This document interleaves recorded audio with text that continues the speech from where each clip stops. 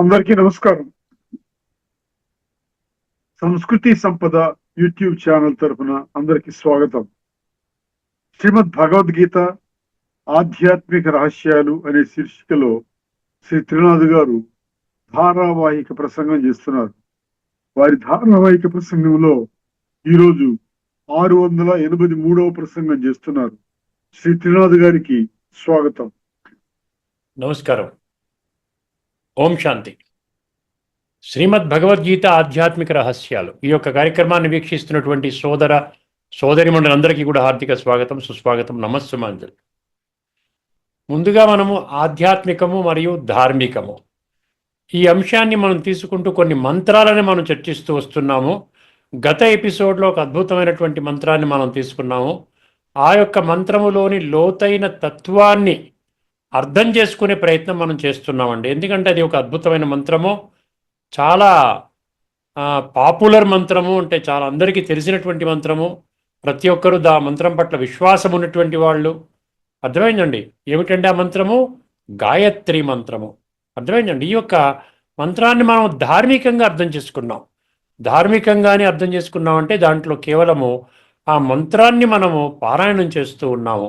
అర్థమైందండి. ఆ మంత్రము లోతుల్లోకి వెళ్ళి ఆ మంత్రము నాకు ఏ సందేశాన్ని ఇస్తుంది, నాకేదైనా మార్గదర్శకత్వాన్ని చేస్తుందా, నా యొక్క జీవితాన్ని పరివర్తన చేయడానికి, శ్రేష్టంగా చేయడానికి, అర్థమైందండి, సకారాత్మకంగా చేయడానికి ఏదైనా ఆ ఒక విధానాన్ని మనకు సూచించిందా అన్న విషయాన్ని మనము ధార్మిక జగత్తులో మనం ఆలోచించుకోలేదండి. ఈ యొక్క విషయాన్ని మనం ఆధ్యాత్మిక దృష్టికోణములో, అంటే తత్వజ్ఞాన కోణములో మనం అర్థం చేసుకుంటున్నాం. అర్థమైందండి. ఈ యొక్క విషయాన్ని చాలా కొద్ది మంది మాత్రమే అర్థం చేసుకుంటారని 7వ అధ్యాయంలోని 3వ శ్లోకం ఏంటండి, మాం వేత్తి తత్వతః, నన్ను తత్వము ఆధారముగా కొద్ది మంది మాత్రమే గుర్తిస్తారు. ఆ కొద్ది మంది అర్థం చేసుకునే విధానమే మనం ఇప్పుడు అర్థం చేసుకుంటున్నాం. ఈ విషయాన్ని మనం మిస్ చేసుకోకూడదు. దయచేసి బుద్ధి నేత్రాన్ని తెరుచుకోండి, స్పష్టంగా అర్థం చేసుకునే ప్రయత్నం చేయండి. జీవితాన్ని సత్యత అనేటువంటి మార్గాన్ని అది ఫౌండేషన్ చేసుకొని మీ యొక్క జీవితాన్ని ఆ విధంగా తీర్చిదిద్దుకున్నట్టయితే మీరు దాని నుండి మీరు ఏం చేస్తారంటే సుఖము, శాంతులు అనుభవం చేస్తారు. టెన్షన్ నుంచి దూరం అవుతారు. అదేవిధంగా ఈ జీవితమే కాకుండా భావి జీవితాన్ని కూడా సంపన్నం చేసుకున్న వాళ్ళు అవుతారు. సో ఈ బ్యాక్గ్రౌండ్లో ఒకసారి మనము గత ఎపిసోడ్లో ఏం చర్చించుకున్నాము, గాయత్రి మంత్రానికి మూల గ్రంథం ఏంటండి, అది ఋగ్వేదములో ఉన్నటువంటి 3:62-10. అర్థమైందండి. ద్రష్ట అంటే ఎవరు దీన్ని దర్శించారు, ఎవరు దీన్ని అర్థం చేసుకున్నారు మొట్టమొదటిగా అంటే ఋషి విశ్వామిత్రుడు అని ఉందండి. అందుకనే ఈ విశ్వామిత్ర మహర్షిని ఈ మంత్ర ద్రష్ట అని అంటారు. గాయత్రి మంత్రం మనకి ఏం సూచిస్తోంది, గాయత్రి మంత్రం మనకి ఏం చెప్తోంది అంటే, మామూలుగా చాలామంది మనం మామూలుగా అనుకునేది ఏంటంటే అత్యధిక శాతం మంది గాయత్రి మంత్రాన్ని ఉచ్చారించే వాళ్ళు ఏమనుకుంటున్నారు, గాయత్రి అనేటువంటి ఒక దేవతను ఉద్దేశించి ఈ యొక్క మంత్రము ఉచ్చరిస్తున్నాం అన్నటువంటి భావన ఆ విధంగా ఉందండి. ఇప్పుడు ఈ గాయత్రి మంత్రం ఏంటండి, ఓం భూర్భువస్వః ఓం తత్సవితుర్వరేణ్యం భర్గో దేవస్య ధీమహి ధియో నః ప్రచోదయాత్. ఇది 4 పంక్తుల్లో ఉన్నట్టు. అది మన గత ఎపిసోడ్లో మనం చర్చించుకున్నాం.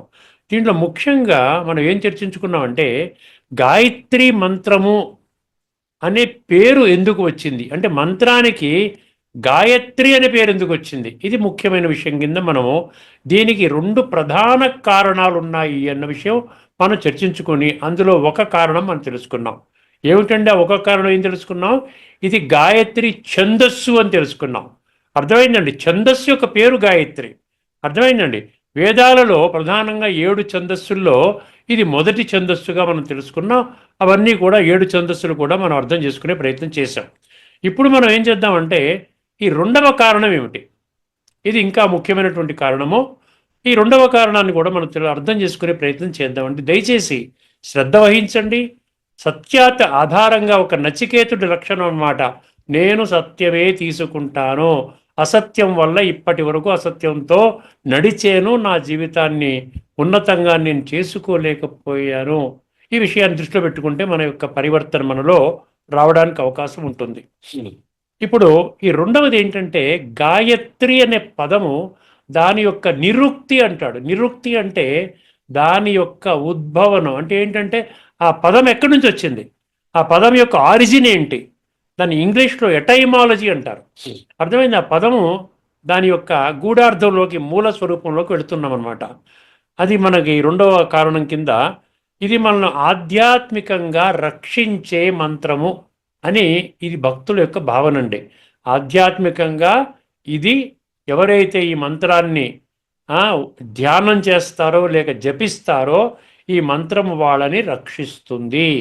ఇది సాంప్రదాయ కోణంలో ఎటైమాలజీ అంటే నిరుక్తి అన్నాడు. దీని ప్రకారం ఏమంటున్నాడు అక్కడ, గాయంతం త్రాయతే ఇది గాయత్రి అన్నాడు. గాయంతం త్రాయతే ఇది గాయత్రి. త్రాయతే అంటే రక్షించేది. అర్థమైంది? గాయంతం అంటే మీరు అది జపం అనండి, లేకపోతే ధ్యానం అనండి, ఇంకోటి అనండి. గాయంతం త్రాయతే ఇది గాయత్రి అంటే జపించే వారిని లేక ధ్యానించే వారిని రక్షించేది గాయత్రి. అదే ఇక్కడ రక్షణ అనేది మనం దేనికి రక్షణ అనే విషయాన్ని మనము ధార్మికంలో మనం అర్థం చేసుకో. ధార్మికంలో రక్షణ అంటే మనం శరీరం యొక్క రక్షణ అంటే ప్రాణ రక్షణ, లేకపోతే మన ఇంట్లో ఉన్నటువంటి సంపద యొక్క రక్షణ, బంగారం ఇంట్లో ఉన్నటువంటి ఏదైతే వస్తు వైభవాలు ఉన్నాయో దాని రక్షణ, అర్థమైంది? అదేవిధంగా మన ధన రక్షణ, అది ఇటువంటిది అనుకున్నాం. కానీ ఇది ఆధ్యాత్మికంగా మనం కానీ అర్థం చేసుకోగలిగితే ఇదేమంటుంది, ఇది శరీర రక్షణ కాదు, ధన రక్షణ కాదండి. బుద్ధిని అజ్ఞానం నుండి రక్షించడం. అర్థమైందని? మన బుద్ధిలో అజ్ఞానం కూరుకుపోయి ఉన్నది. అజ్ఞానం అంటే గీత ఏం చెప్పింది? నేను దేహం అనుకోవడం అజ్ఞానము. మీరు భలే అంత పాండిత్యం ఉండొచ్చండి, మీకు భలే అకాడమిక్ డిగ్రీస్ ఎన్నో ఉండొచ్చు, అద్భుతమైనటువంటి జీవితం గడపచ్చు, ఎంతో ధన సంపద మీకు చాలా అద్భుతంగా ఉండొచ్చండి. కానీ ఎప్పుడైతే మీరు నేను దేహం అనుకుంటారో అది 100% అజ్ఞానములో ఉన్నట్లుగా మీరు అర్థం చేసుకోవాలి. అందుకని బుద్ధిని అజ్ఞానం నుండి రక్షిస్తుందంటే ఈ గాయత్రి మంత్రం. చూసారా ఎంత చక్కగా చెప్పాడో? తర్వాత మోహము నుండి రక్షిస్తుందంట. మోహం అంటే ఏంటి? ప్రాపంచిక విషయాల మీద పూర్తిగా బలిహారం అయిపోవటం. ప్రాపంచికం అంటే ఏంటి? ఒకే ఒక్క జన్మకి పరిమితమైనటువంటి ఆ యొక్క మీరు దాన్ని ఇంద్రియ సుఖాలను మీరు స్వర్గ సుఖాలు అనుకుంటున్నారు. అదేవిధంగా ఈ యొక్క ధన సంపాదన చేసుకోవడం, ఈ వస్తు వైభవాలను అనుభవం చేయటం, సేకరించుకోవటం, పెద్ద పెద్ద భవంతులు కట్టుకోవడము, అర్థమైందండి? ఇదంతా కూడా ఇదే జీవిత లక్ష్యము అని అనుకుంటున్నారు. ఇదంతా భగవంతుడు ఏమంటున్నాడు ఒక్క పదంతో? మోహము అంటున్నాడు. సో ఈ మోహం నుండి కూడా మన గాయత్రి మంత్రము రక్షిస్తుంది. తర్వాత ఇంకోటి ఏంటి? వికారాల నుండి రక్షిస్తుంది. ఇది చాలా ముఖ్యం, అండర్లైన్ చేసుకోవాల్సిన పాయింట్. వికారాల నుండి రక్షించడం అన్నమాట. వికారాలంటే మన అందరికీ తెలుసు, దేహాభిమానము మొట్టమొదటి వికారం. దాని నుండే మనకి ఏమొస్తాయి? కామ, క్రోధ, లోభ, మోహ, అహంకారాలు. ఏ శాస్త్రంలో కూడా ఇవన్నీ మంచి గుణాలండి, పెట్టుకోండి, అవగుణాలు కాదు, ఇవి గుణాలు, ఉంచుకోవచ్చు, దీనితో జీవించడమే మీ యొక్క జీవితం యొక్క లక్ష్యము అని ఎక్కడైనా ఏదైనా శాస్త్రం చెప్పిందా? ఎవరైనా ప్రవచనకర్త గురువుగారు చెప్పారా? అర్థం చేసుకోండి, ఎక్కడా కూడా అటువంటి ప్రస్తావన లేదు. సో ఈ వికారాల నుండి రక్షించడం అంటే ముందుగా ఏం చేస్తుంది? దేహాభిమానము నుండి రక్షిస్తోంది. అర్థమైందండి?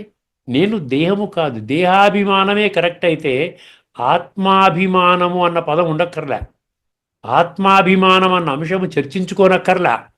ఎందుకంటే 100% అందరూ దేహాభిమానంలోనే ఉన్నారు కదా. ఇంకా మధ్యలో ఆత్మాభిమానం అంటే ఏమిటి అనేది మనం అర్థం చేసుకోవాలి కదా.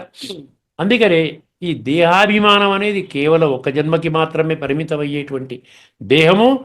దీని యొక్క ఈ అభిమానం నుండి మనం దూరం చేస్తోందనమాట, ఆత్మాభిమాని స్థితిలోకి తీసుకొని వెళుతోంది గాయత్రి మంత్రము. అందువలన గాయత్రి అనేది ఆధ్యాత్మిక రక్షణను ప్రసాదించే జ్ఞాన మంత్రము. అండర్లైన్ చేసుకోవాలి. ఏమిటండి? ఈ గాయత్రి అనేది ఆధ్యాత్మిక రక్షణను ప్రసాదించే జ్ఞాన మంత్రము. అంటే అజ్ఞానం నుండి మనని జ్ఞాన మార్గంలోకి తీసుకుని వెళ్ళే మంత్రము. ఒక సరళమైన ఒక ఉదాహరణ అండి, మీకు 2-3 ఉదాహరణలు ఇక్కడ మీకు చెప్తాను, మీకు అర్థం. అంటే మీ బేసికల్గా ఏంటి? ఈ లక్ష్యం ఏంటి, మనం ఎందుకు చర్చిస్తున్నాము? మీలో కాస్త జ్ఞానోదయం కావాలి అనేది. అర్థమైందండి? మూఢత్వం నుంచి బయటికి రావాలి. అందుకని గీతలో అమూఢ అసమ్మూఢ అంటాడు. అక్కడి నుండి బయటపడేయడానికే భగవంతుడు కృషి చేస్తున్నాడు. ఈ రకరకాల మంత్రాలు ఉన్నాయి కూడా, ఇవన్నీ కూడా మనల్ని అజ్ఞానం నుండి జ్ఞానములోకి తీసుకుని వెళ్ళడానికే, కానీ అదే అజ్ఞానంలోని ఇంకా కూరుకుని పోయి అజ్ఞానంలోనే ఉంటూ జీవితాన్ని త్యాగం చేయటం కోసం కాదు. అర్థమైందండి? ఒక సరళమైన ఉదాహరణ, ఇప్పుడు గాయత్రి అనే పేరు ఎందుకు వచ్చింది? గాయత్రి మంత్రంలో మంత్రానికి ప్రాధాన్యత లేదు, గాయత్రికి ప్రాధాన్యత ఇచ్చారు. అర్థమైందండి? గాయత్రి మంత్రంలో గాయత్రి అనే పేరుకే ప్రాధాన్యత, కానీ ఆ మంత్రం మనకు ఏం చెప్తోంది, ఆ మంత్రం ద్వారా నేనేం చెయ్యాలి, ఆ మంత్రం నాకు ఏం శాసిస్తోంది, నా జీవితాన్ని ఎట్లా తీర్చిదిద్దుకోవాలి, దాన్ని విడిచిపెట్టేస్తాం. కేవలం గాయత్రి అనే పదాన్ని మనం తీసుకున్నాం. ఇప్పుడు ఈ ఉదాహరణ చూడండి, మనం జాతీయ గీతం అంటాం. జాతీయ గీతం అంటే మనకి ఏం గుర్తొస్తుంది? ఆ పేరు విన్న వెంటనే ఈ గీతము జాతీయాన్ని గురించి ఉన్నది అనుకుంటాం. జాతీయ గీతం అంటే ముఖ్యమైనది ఏంటి? జాతీయమే కదండి. నేషనల్ యాంథమ్ అంటాం, చూసారా? నేషనల్, దానికే ప్రాముఖ్యత వచ్చింది కదా. అంటే కానీ ఇక్కడ ఏమంటున్నాడు, ఈ పేరు విన్న వెంటనే అట్లా అనుకుంటాం, కానీ జాతీయాన్ని గురించి కాదు. అక్కడ ఏంటి? గీతం యొక్క విషయము మాత్రం ఏమిటి, దేని మీద ఉంది? దేశభక్తి మీద ఉన్నది. అక్కడ దేశభక్తి మీద మనం ఫోకస్ చేయట్లే, జాతీయం మీద మనం ఫోకస్ చేస్తున్నాం. ఇది జాతీయ గీతం అని దాని మీద వెళుతోంది. కానీ ఏమవుతుందండి, అది ఏమవుతుందండి? గీతం యొక్క విషయం ఏంటి? దేశభక్తి. జాతీయం అంటే ఏంటి? నేషనల్. ఈ పాటకు అధికారికంగా వాళ్ళు, గవర్నమెంట్ వాళ్ళు ఇది జాతీయ గీతం అని ఇచ్చారు. మనకి రకరకాల ఇంకా కావాలంటే దేశభక్తి గీతాలు చాలా ఉన్నాయి. ఏంటి, తేనె లాంటి మాటలతో అని ఒక పాట ఉంది. ఏ దేశం మేగినా ఎందుకు కాలిడినా పొగడరా నీ తల్లి భూమి భారతిని, ఇలా చాలా ఉన్నాయి కదా. మనుషులంటే మట్టి కాదోయ్, మనుషులంటే మనుషుల, దేశం అంటే మట్టి కాదోయ్, దేశం అంటే మనుషులోయ్, ఎన్నో ఉన్నాయండి. భారతదేశంలో ఎన్నో ఇట్లాంటి ఉన్నాయి, ఇవన్నీ పాటలు ఉన్నాయి. కానీ దీన్ని జాతీయ గీతాలు అంటున్నారా? అనలే. ఇవన్నీ దేశభక్తి పాటలే అంటున్నారు. కానీ అవన్నీ జాతీయ గీతాలు కావు. జనగణమన, దీనికి మాత్రమే దేశం మొత్తం ఒకే తాటిపై నిలబడి గౌరవించే అధికారిక హోదా ఉంది. ఆ హోదానే జాతీయ గీతము, నేషనల్ యాంథమ్ అంటున్నారు అక్కడ. అంటే ఇక్కడ ఎందుకు చెప్తున్నాడంటే, ఈ విషయాన్ని ఇక్కడ ఎందుకు ప్రస్తావిస్తున్నామంటే, మీరు ఇవ్వవలసింది జాతీయ అనే విషయాన్ని గురించి కాదు, ఆ గీత అది దేశభక్తి గురించి చెప్తోంది. జనగణమన అధినాయక జయహే అని అక్కడ అందులో ఉన్నటువంటి విషయాలు, అది మనం అర్థం చేసుకోవాలి. అదేవిధంగా మీకు ఇంకొక ఉదాహరణ కూడా ఇస్తాను. ఇప్పుడు మనము ఇంకొక ఉదాహరణ తీసుకున్నట్లయితే భగవద్గీత. ఏమండి, మరో ఉదాహరణ చూడండి, భగవద్గీత. భగవద్గీత ఏమంటున్నాము? భగవద్గీత, రెండు ఉన్నాయి పదాలు అందులో. భగవద్గీత అంటే ఏంటి? గీత అనేది పాట. గీత అంటే పాట కదా, గీత అంటాడు హిందీలో, పాట. గీత అంటే పాట, పాడుకునేది. ఇది పాడుకునే గ్రంథంగా మనం ఏమన్నా చేస్తున్నామా? ఇదేమన్నా మనకు సంగీతం నేర్పిస్తుందా?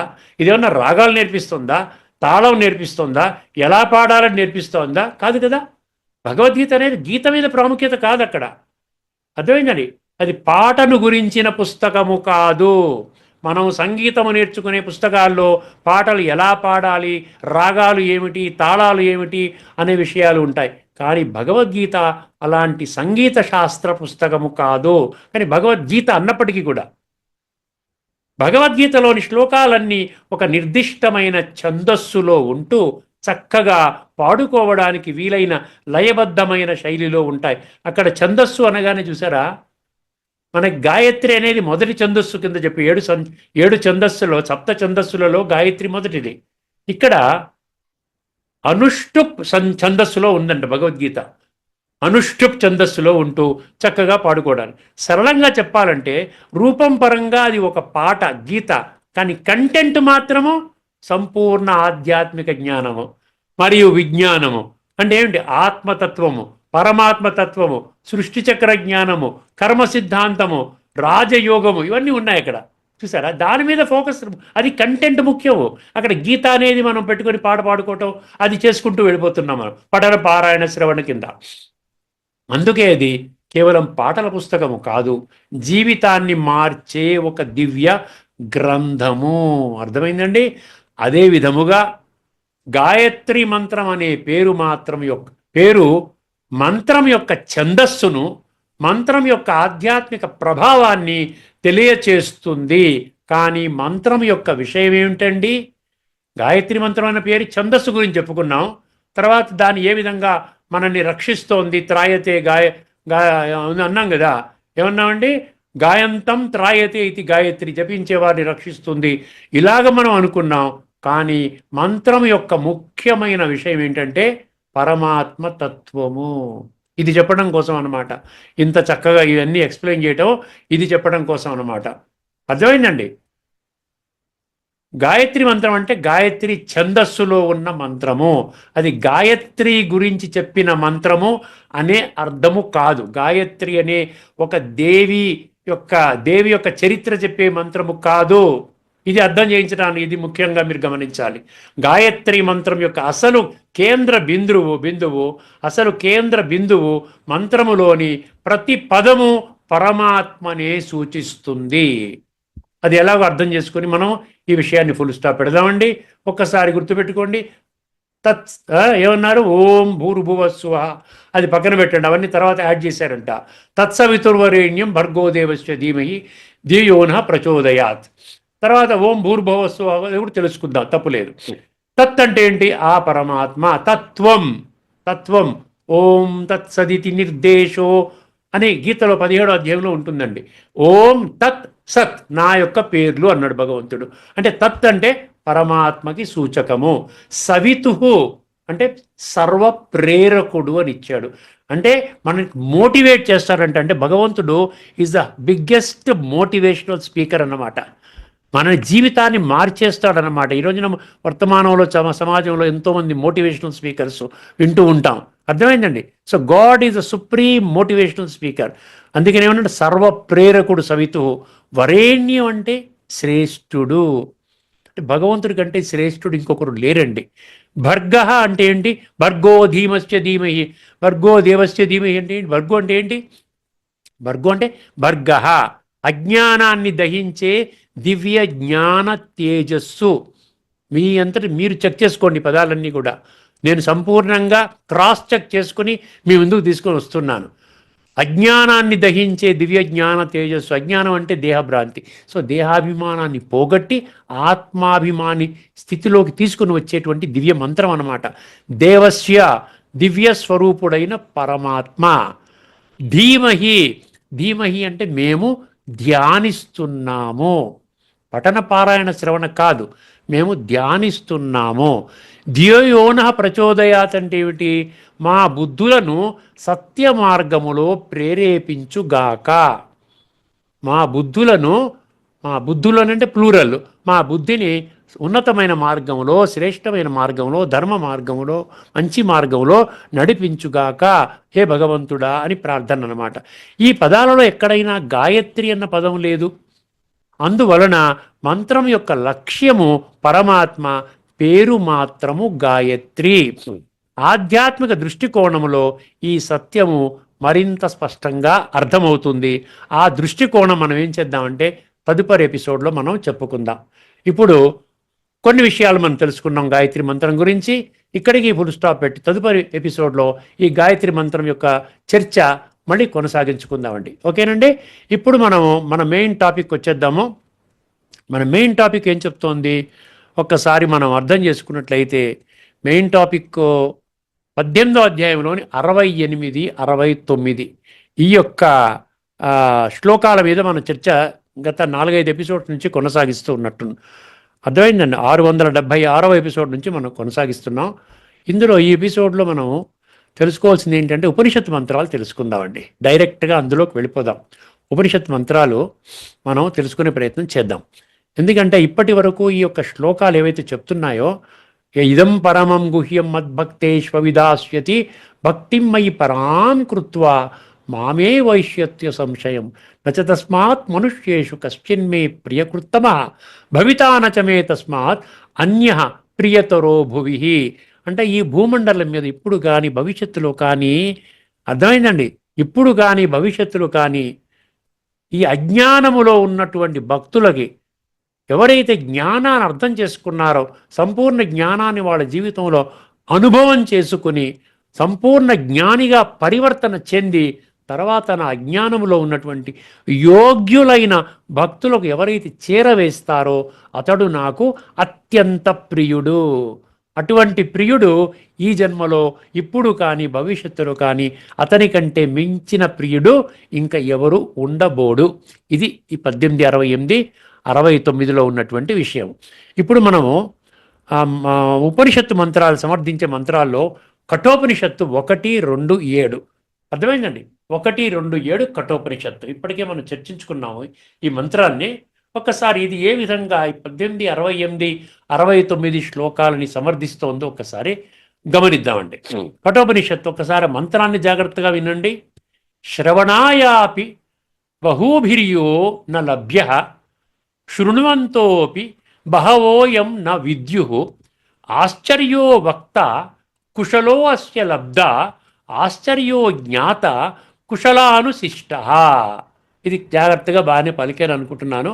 ఇది మంత్రం అండి. కఠోపనిషత్తు 1-2-7. మీరు కూడా 1-2-7 కఠోపనిషత్తు అంటే ఇదే వస్తుంది. మీరు గూగుల్లో కొట్టినా ఎక్కడ కొట్టినా ఇదే వస్తుంది. ఇప్పుడు దీని అర్థంలోకి ఒకసారి వెళ్ళినట్టు చాలా జాగ్రత్తగా వినండి. ఈ ఆత్మజ్ఞానం అనేది చాలామందికి వినడానికి కూడా దొరకనిది అంట. ఎవరు చెప్పరు. ఎవరు చెప్తారు చెప్పండి?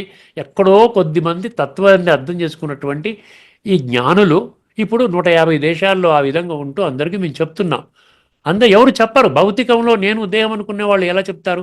ఆధ్యాత్మిక జ్ఞానాన్ని చెప్పలేరు కదా, తత్వజ్ఞానాన్ని చెప్పలేరు కదా. అందుకని ఏమంటున్నాడు ఇక్కడ ఈ శ్లోకం ఏం చెప్తుంది? ఈ మంత్రము ఈ ఆత్మజ్ఞానం అనేది చాలామందికి వినడానికి కూడా దొరకనిది. విన్నవారిలో కూడా చాలా జాగ్రత్తగా వినండి. విన్నవారిలో కూడా దాని లోతైన తత్వాన్ని అర్థము చేసుకోలేరు. ఈ చెవితో వింటారు, ఈ చెవితో విడిచిపెట్టేస్తారు. వేల సంఖ్యలో చెప్తే కొద్దిమంది బయటకు వస్తున్నారు. అర్థమైందండి? ఎంత పవర్ఫుల్ జ్ఞానమో చూడండి. కొద్దిమందికి అర్థమవుతుంది. వాళ్ళు కరెక్ట్గా యాక్యురేట్గా అర్థం చేసుకుంటున్నారు. భగవంతుని మీద బలిహారం అయిపోతున్నారు. ఇంకెవరు చెప్పిన మాట వినరు. అర్థమైందండి? సో ఈ లోతైన తత్వాన్ని విన్నవారిలో కూడా చాలా కొద్దిమంది మాత్రమే అర్థం చేసుకుంటారన్నమాట. అటువంటప్పుడు ఈ పరమసత్యాన్ని బోధించే వక్త అంటే ఎవరు? బోధించేవాడు. గురువు అనండి, తత్వాన్ని దర్శించిన గురువు, ఉపదేశకుడు అనండి, ప్రచారకుడు అనండి. ఆ విధంగా ఈ పరమ సత్యాన్ని బోధించే వక్త, ఉపదేశకుడు, ప్రచారకుడు, జ్ఞాని దొరకడము ఒక గొప్ప ఆశ్చర్యము. అటువంటి వాడు మీకు దొరికేడా? మీ అంత అదృష్టవంతుడు ఇంకా ఈ ప్రపంచంలో ఇంకొకడు ఉండడు. గుర్తుపెట్టుకోండి. ఆ జ్ఞానం అంటే ఆ 7వ అధ్యాయంలోని 3వ శ్లోకంలో చెప్పిన కొద్దిమంది మాత్రమే నన్ను తెలుసుకుంటారు అని భగవాను వాచ కుండ బద్దలు కొట్టినట్లు చెప్పారు చూసారా? అందులోకి నేను రావాలి అంటే మీరు ఇక్కడ ఈ యొక్క తత్వాన్ని దర్శించినటువంటి గురువుల దగ్గరికి వెడితేనే మీకు ఇది జ్ఞానం లభిస్తుంది. అందుకని ఏం చెప్తున్నాడు? అటువంటి వక్త దొరకడము కూడా ఒక గొప్ప ఆశ్చర్యం అంటున్నాడు, మహాభాగ్యం అంటున్నాడు. ఒక్కసారి ఆధ్యాత్మిక దృష్టికోణంలో అర్థం చేసుకుందామండి ఈ యొక్క మంత్రాన్ని. ఈ ఆత్మజ్ఞానం అంటే భగవత్ తత్వము ఎంత గొప్పదంటే ఇది చాలామందికి జీవితంలో వినే భాగ్యం కూడా కలగదండి. ఎక్కడ 850 కోట్ల మంది, ఎక్కడ 33 కోట్ల మంది. అర్థం చేసుకోండి. ఆ పర్సంటేజ్ కూడా అర్థం చేసుకోండి. కొద్దిమంది. భగవంతుడే చెప్పాడు, సమహాత్మ సుదుర్లభ. నాయనా కాలచక్రం అయిపోతుంది, లాస్ట్లో ఉన్నావు.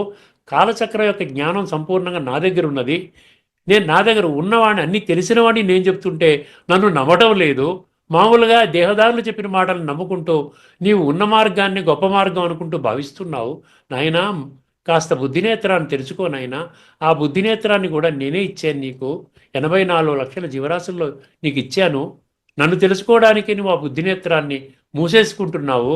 ఎంత అపరాధం చేస్తున్నావు నాయనా. నీవు నా బిడ్డవి, తండ్రిగా నేను చెప్తున్నాను. ఇది భగవంతుడి యొక్క ప్రార్థన అండి మన పట్ల.